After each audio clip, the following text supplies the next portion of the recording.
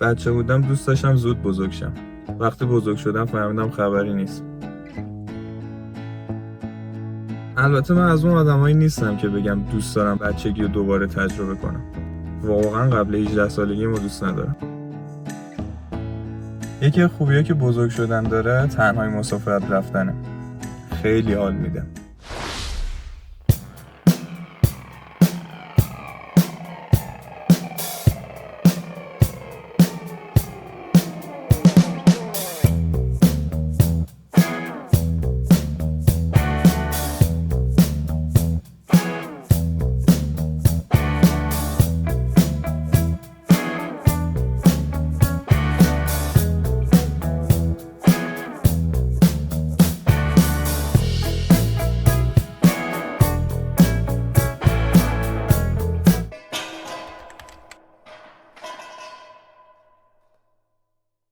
گذاشتم ما یه ویدیو بگیریم، هی زنگ میزن. طرف بعد یه سال زنگ زده میگه چقدر بی‌معرفتی، خبری از ما نمیگیری. بعد آخرین پیامو من بهش داده بودم. بعد اینکه من پیام ندادم اون هیچ پیامی نداده بود. دلم می‌خواست بهش بگم خفه خون بگیر بابا. نکبت. داشتم من بزرگسالی اونجا حرفا گفتم.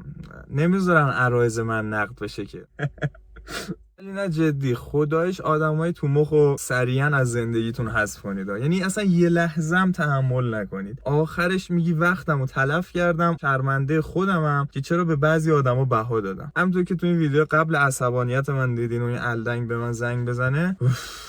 خدا شمال رفته بودم، گفتم دیگه میرم شمال، بستم یوتیوب و دیگه یه دقیقه‌ش هم مفید در نیومد. یعنی به زور تونستم یه دقیقه ویدیو در بیارم. یا نور خوب نبود یا دیر رفته بودم، شب شده بود، اصلا جالب پیش نرفت. ولی سفر بدی نبود. حالا یه تیکه‌ایش هم که گذاشتم، الانم یه تیکه‌ایشو دارید میبینید دیگه.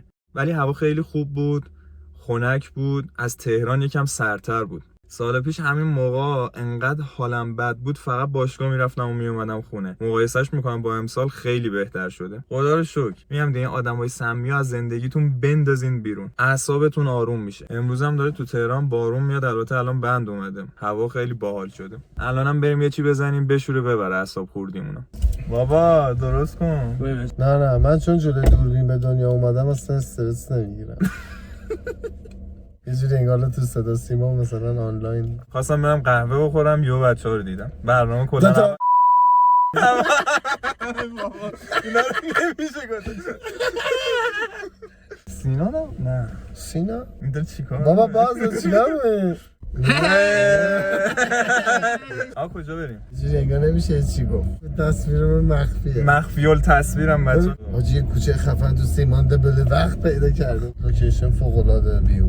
ویوش خوبه. ویو غرب شمالی. دستند. عجب غروبی ولی یه فیلم بگیریم. غروبیه حاجی. چرا خیلی خوب عجیبیه. اینا رو عکساشو میفرستی برامون؟ نه. خب یه تیکه ویدیو. نه تو خدا. نه. جاری که باید کلا هست. صحبت اینجوریه بچه. آره آره در که میشه همش فوش. ما میتونیم. لعنت خدا. آقا اون شیر کاکائو رو بریم بخوریم. بریم. اون شب رفتیم نداشت. آقا هنوز نرفتیم. میدونم کجا رو میگم. من دو بار دیگه رفتم یارو منو نه نداشت. ای بابا باز بار سوم بریم که نداشته باشه.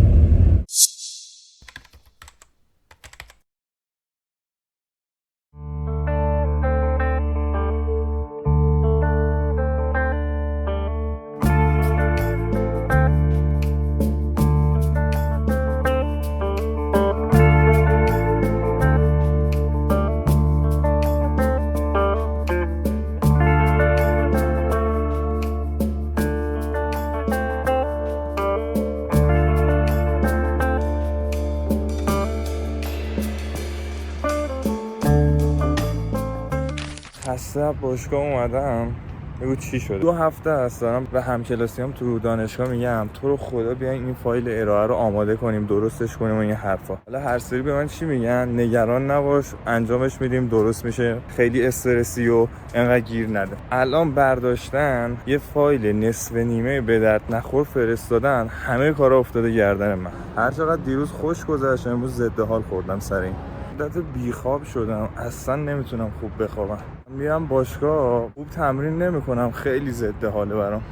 فکر نمی‌کردم ارشد انقدر سخت باشه دیگه. کارشناسی خیلی راحت تر بود. هر هفته ارائه، تکلیف، بعد حجم بالا، واقعا دیگه بریدم. بعد دیشبم کم خوابیدم. خیلی الان هم خوابم میاد، هم برم تو رخت خواب نمیتونم بخوابم. یه حالت عجیب غریبیه. چه میشه کرد؟ همینه دیگه، باید بگذرونم. امروز هوا خیلی خوبه. کم میخوام برم اون جایی که حالا هوامو خوب میکنه، از استرس این دانشگاه کم کنم. خیلی دوست دارم بتونم کنترلش کنم. واقعا داره منو اذیت میکنه.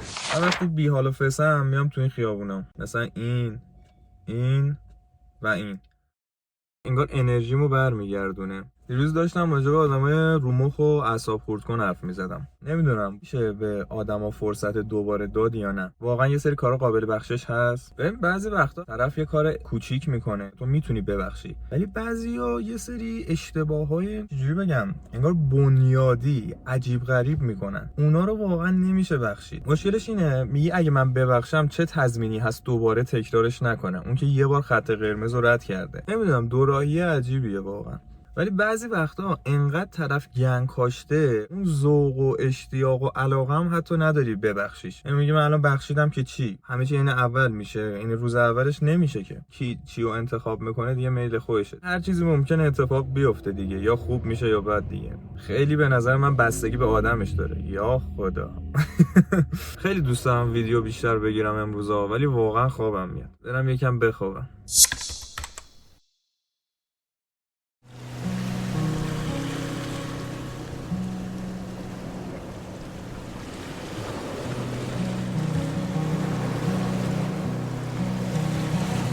شنبه 2 تا کلاس داشتم، جفتش کنسل شد. خیلی حال داد. اول بذار بگم چجوری کنسل شد. پنجشنبه با 1000 مکافات و بدبختی داشتم اون فایل کوفتی واسه ارائه رو آماده می‌کردم، یهو یه پیام تو گروه اومد. فکر می‌کنی پیام چی بود؟ استاد گفته بود این هفته کلاس تشکیل نمیشه، میان ترم افتاده هفته بعد. منو میگی انقدر خوشحال شدم، گفتم یه کلاس دارم که فقط باید ارائه بدم. میدونی چی بامزه‌اش میکنه؟ شنبه رفتم دانشگاه، می‌خواستم ارائه بدم دیگه. یهو استاد پیام داد، گفتش من تو ترافیک موندم، کلاس امروز برگزار نمیشه. حقیقتا ناراحت نشدم، چون واقعا واسه ارائه آماده نبودم. هوا خیلی سرده، دارم میلرزم. سیستم گرمایش ما مرکزیه، هر سال 10 روز کار میکنه، 20 روز خرابه. با اینکه سرده ولی از اینم بگذریم.